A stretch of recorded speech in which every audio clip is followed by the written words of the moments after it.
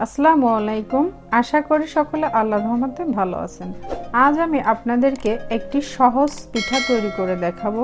এটা হচ্ছে আঙ্গুরি পিঠা। এই পিঠাটা তৈরি করা খুবই সহজ, খেতে বেশ মজাদার। চলুন তাহলে রেসিপিটি দেখিয়ে দিই। এখানে আমি 3 কাপ পানি বসিয়ে দিয়েছি, আর এখানে লবণ দিয়ে দিচ্ছি হাফ চা চামচ ঘি দিয়ে দিচ্ছি। ঘিটা দেওয়ার ফলে স্মেলটা বেশ ভালো আসবে। এখন চুলোটাকে জ্বালিয়ে দিয়ে পানিটাকে একটু ফুটিয়ে নিব। পানিতে জাল উঠে গিয়েছে। এখন আমি চালের গুঁড়ো দিচ্ছি 2 কাপ, এটা শুকনো চালের গুঁড়া। এখন ঢাকনা দিয়ে দিচ্ছি 3 মিনিটের জন্য, আর চুলোর আঁচটা মিডিয়াম টু লোতে আছে। 3 মিনিট পর ঢাকনাটাকে সরিয়ে নিলাম। এখন নেড়ে দিতে হবে। নেড়ে চেড়ে সুন্দর করে এই পানির সাথে গুঁড়িটাকে মিক্স করে ফেলতে হবে। চুলোর আঁচটা এখন মিডিয়াম করে দিতে হবে। খেয়াল করুন, এটা কিন্তু একটা ডোর মতো হয়ে গিয়েছে। এখন আমি এটাকে নামিয়ে নিচ্ছি। চুলোটা অফ, নামিয়ে নিয়েছি। এখন আমি একটু নেড়ে চেড়ে এইটাকে একটু ঠান্ডা করে নিতে হবে। তারপরে হাত দিয়ে মাখিয়ে নিতে হবে সুন্দর করে। আগে এই হাতার সাহায্যে একটু নেড়ে চেড়ে ঠান্ডা করতে হবে। হাত কিন্তু দিলে এখন এই পর্যায়ে আপনার হাত পুড়ে যাবে। মোটামুটি একটু ঠান্ডা হয়ে গিয়েছে। এখন আমি এটাকে হাত দিয়ে সুন্দর করে মথে একটা ডো তৈরি করে নিচ্ছি। এই পর্যায়ে হাত দিয়েই মথতে হবে। খেয়াল রাখতে হবে ভিতরে জানি কোনো লাম্পস না থাকে। খামিরটাকে রেডি করে নিয়েছি। এখন আমি এটাকে সরিয়ে রাখছি।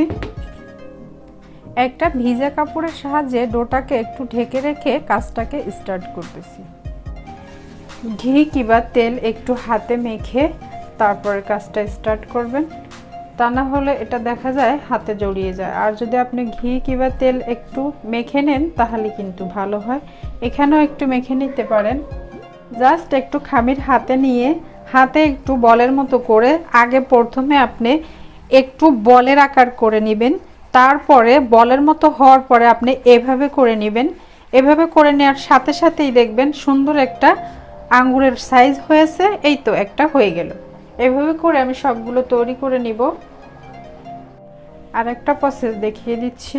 এরকম অনেকটা আটা এভাবে নিয়ে, মানে খামির বেশ খানিকটা নিয়ে একটু দড়ির মতো করে পাকিয়ে সমান করে পাকাইতে হবে। এরকম করে পাকানোর পরে আপনি এই কাঁটা চামচের সাহায্যে একদম সমান সমান করে কেটে নেবেন। এভাবে করে নিলে হবে যে পিঠাগুলো আপনার সেম হবে। জাস্ট হাতে নিয়ে ডলে নিলেই হয়ে যাচ্ছে। এইভাবে আরো দ্রুত হয়, এভাবে করতে পারেন। সবগুলো পিঠাকে আমি তৈরি করে নিলাম। এখন রান্না করতে নিয়ে যাচ্ছি। এখানে আমি হাফ লিটার দুধ দিয়েছি, হালকা একটু জাল করে নিয়েছি। আর এখানে হাফ কাপ গুঁড়ো দুধ দিয়ে দিচ্ছি। এখন এখানে আরও 2.5 কাপ পানি দিয়ে দিচ্ছি। আর দিয়ে দিচ্ছি চিনি 1 কাপ, একটা তেজপাতা, 4টা এলাচি একটু ফাটিয়ে দিয়েছি, হাফ চা চামচের মতো লবণ, আপনি আপনার স্বাদ মতো দিবেন। এখন চুলোটাকে ধরিয়ে দিচ্ছি। দুধে একটু বলক উঠলে তারপর আমি পিঠাটা দিব। দুধে বলক উঠেছে। এখন আমি পিঠাগুলোকে দিয়ে দিব। পিঠাগুলোকে দিয়ে দিলাম। এখন সুন্দর করে নেড়ে চেড়ে রান্না করে নিতে হবে। খেয়াল করুন, পিঠাগুলো কিন্তু একদমই মিষ্টির মতো ভেসে উঠেছে। এটা যখন রান্না হয়ে আসবে তখন একটু একটু ডুবে যাবে। এই দেখুন, অনেকটা জাল উঠে গিয়েছে। তবে এই জাল উঠলেই হবে না, একদম ঘনত্ব চলে আসতে হবে। তারপর এটাকে নামিয়ে নিতে হবে। অনেকটা হয়ে আসছে, তবে এখানে এই গ্রেভিটা কিন্তু ঘন হয়নি। তাই আমি আরেকটা জিনিস দেখিয়ে দিচ্ছি। আপনি চাইলে এখানে গুঁড়ো দুধ আরও মিক্স করতে পারেন, তাহলে আরও স্বাদ বাড়বে। তবে আমি দুধ আর দিচ্ছি না। আমি স্রেফ 1 চা চামচ চাউলের গুঁড়া এটা মিক্স করে দিচ্ছি। এটার ফলেই একদম ঘন হয়ে যাবে। এটা দিয়ে সুন্দর করে নেড়ে দিতে হবে। পিঠাটা কিন্তু রান্না হয়ে গিয়েছে।